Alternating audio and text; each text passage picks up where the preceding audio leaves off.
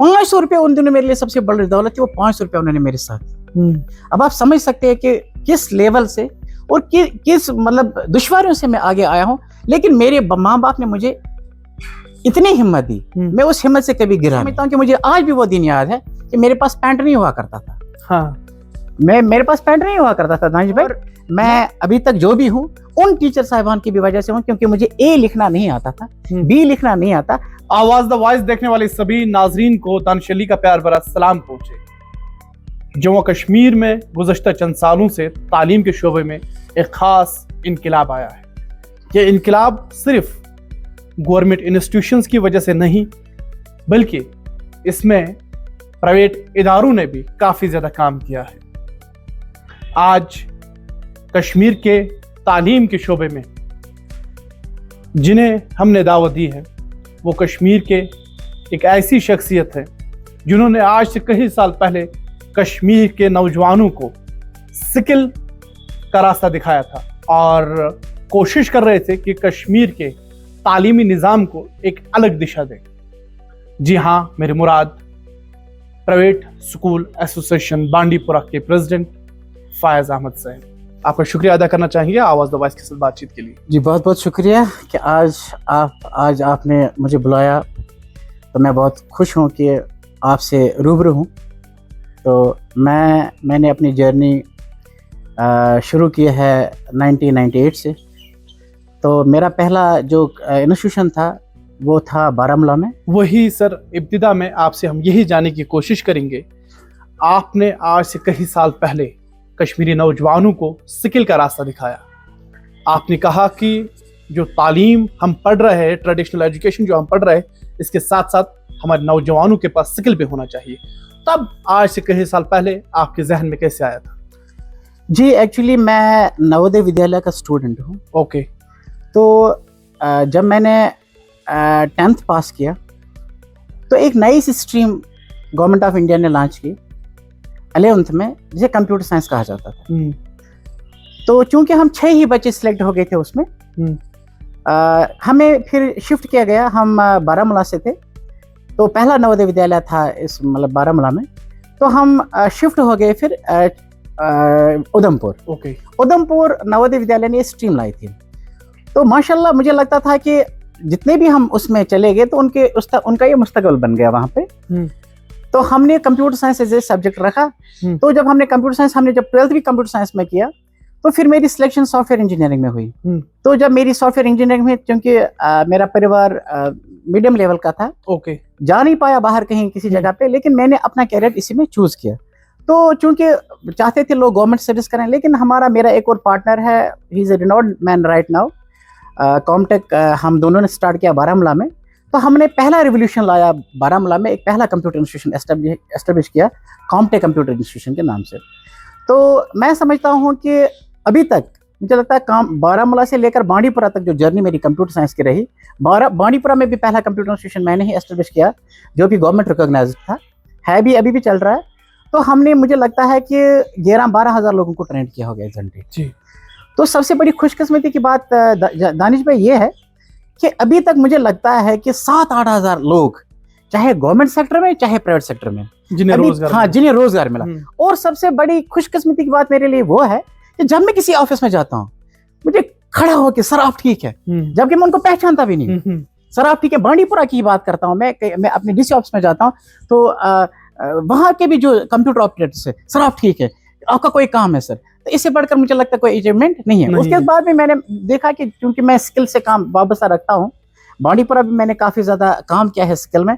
तो उसके बाद मुझे एक आइडिया मिला कि बांडीपुरा में एक अच्छा स्कूल, एक अच्छा हॉस्पिटल और एक अच्छा, मैं कह रहा हूँ कि एक होटल होना चाहिए ज़रूरी। जिनके मैं कामयाब हुआ एक अच्छा स्कूल डालने में, मैं समझता हूँ, क्योंकि अभी और भी काफ़ी ज़्यादा मेहनत करनी है।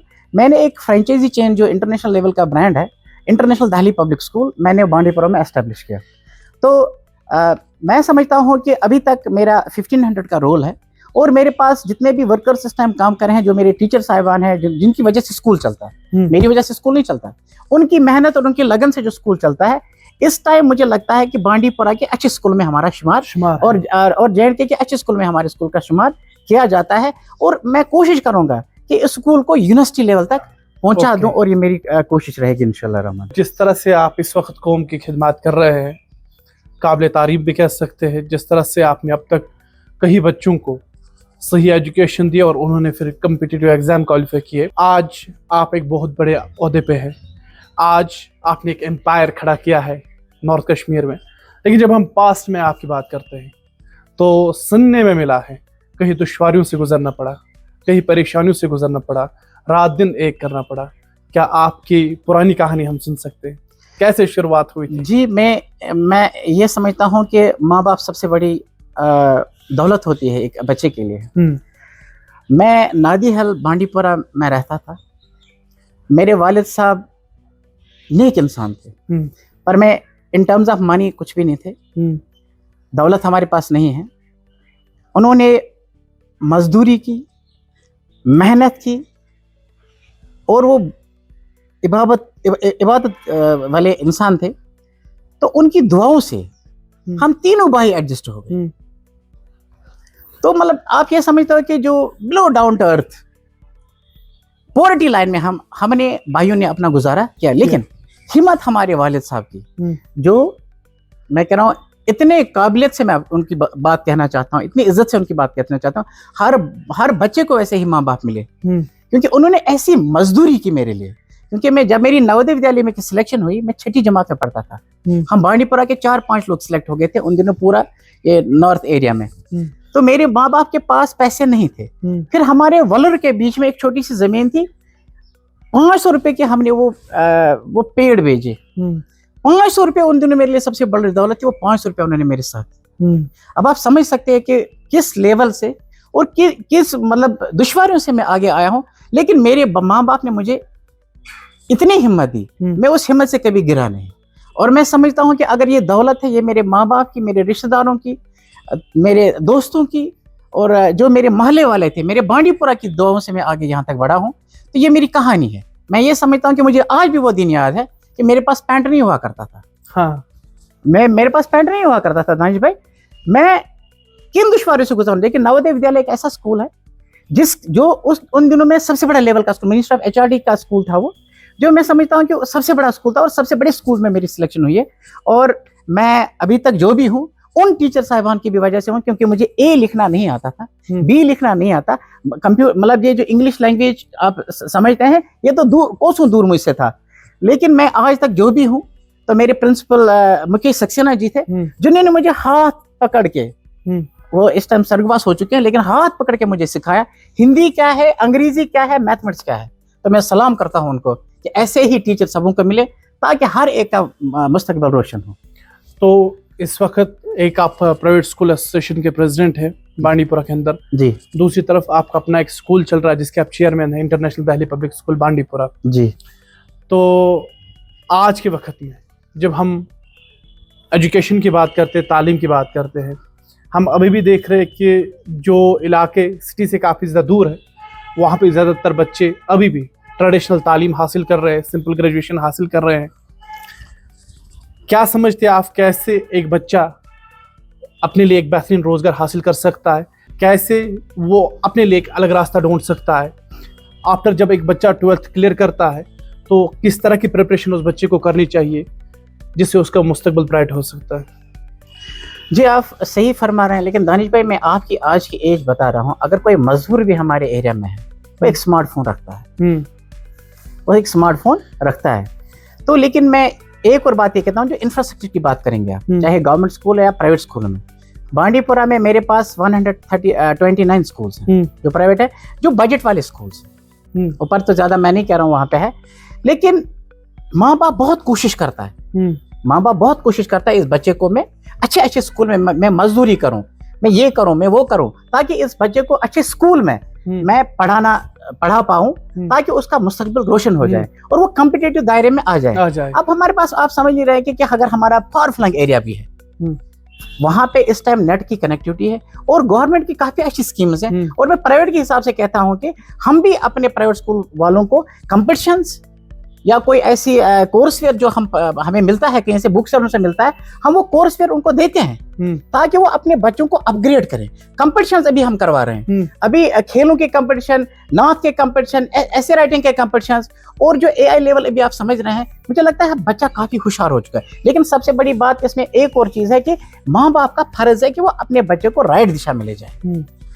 अगर वो उसको फोन देता है, वो अपना फोन पे वो एक्टिविटी करता है, लेकिन वो फोन कहीं नेगेटिव वे में चला ना जाए, इसीलिए हम काफी ज्यादा उस चीज से बेखबर रहते हैं जो चीज हमें मिलनी चाहिए उस फोन से। तो अभी भी मैं कह रहा हूँ कि गवर्नमेंट का भी अच्छा स्टेप है कि हर जगह, हर लेवल पे, उनके पंचायत से, उन पंचायतों में भी उन्होंने मुझे लगता है IT लेवल की कुछ चीजें रखी हैं।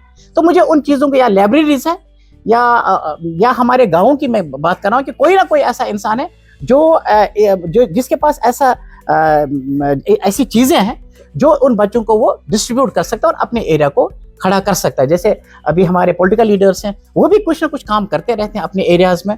तो मुझे लगता है कि आने वाले कल में हमारे लिए कोई एरिया ऐसा बैकवर्ड रहा है जो बच्चा नहीं कर सकता। और ये भी बात है कि मुझे लगता है कि आजकल जो नीट का रिजल्ट रहा, सिटी से बहुत सारे कम लोग थे, और मुझे लगता है गाँव से, और उन गाँव से काफी लोग थे जो अपर बेल्ट में रहते हैं। तो सलाम है उन लोगों के। अब मुझे लगता है कि ना गाँव है ना शहर है, जहां जिसको पढ़ना है वो इक्वल लेवल में ही पढ़ रहा है। तो फिर आपके कहने का गर्ज ये है कि कश्मीर में एक चेंज आई है। मैं ये कहना चाहता हूँ कि पहले अब मैं अपनी बांडीपुरा की बात कर रहा हूँ कि इल्म सबसे 1 नंबर पे था, और मुझे लगता है आज पूरे कश्मीर में इल्म 1 नंबर पे है। मतलब बड़े अच्छे, मतलब जो बच्चा अभी इल्म, जैसे मैंने सीखा है 6 में, जब मैं नवोदय विद्यालय में गया, मैंने अंग्रेजी कुछ शब्द सीखे। आज मेरा बेटा फर्स्ट में ही अंग्रेजी कुछ शब्द सीख रहा है, मैथमेटिक्स अच्छा कर रहा है, IT लेवल उसकी काफी ज्यादा स्ट्रांग है। तो दुनिया बढ़ ही रही है, देयर इज अ चेंज। और अब मैं चाहता हूँ कि इस चेंज को सही तरीके से यूटिलाइज किया जाए, चैनलाइज किया जाए। अगर इस चेंज को नेगेटिव में चैनलाइज किया जाएगा तो फिर उसका फ्यूचर हो बेकार रहेगा। तो आप, जिस तरह से मैंने भी अभी कहा कि आप कई स्कूलों के जो लोकल लेवल पर वहाँ पे बांडीपुरा में स्कूल है उनके प्रेसिडेंट हैं, आज के वक्त में आप प्राइवेट स्कूलों को और गवर्नमेंट स्कूलों को कैसे डिफाइन करोगे? देखिए, अगर हम ये कहते हैं कि प्राइवेट स्कूल जो है ये सोसाइटी की क्रीम है, तो क्यों हम ये कह रहे हैं? और दूसरा मेरा सवाल ये भी है, क्या एक गरीब का बच्चा प्राइवेट स्कूल में पढ़ सकता है? मैं आपको बता रहा हूँ दानिश भाई कि गवर्नमेंट और प्राइवेट में फर्क क्या है। गवर्नमेंट स्कूलों में गवर्नमेंट फंड्स होते हैं, प्राइवेट स्कूल को अपने फंड्स को जनरेट करना पड़ता है ताकि वो उन टीचरों को सैलरी अदा करें, उनका रोजगार अदा करें।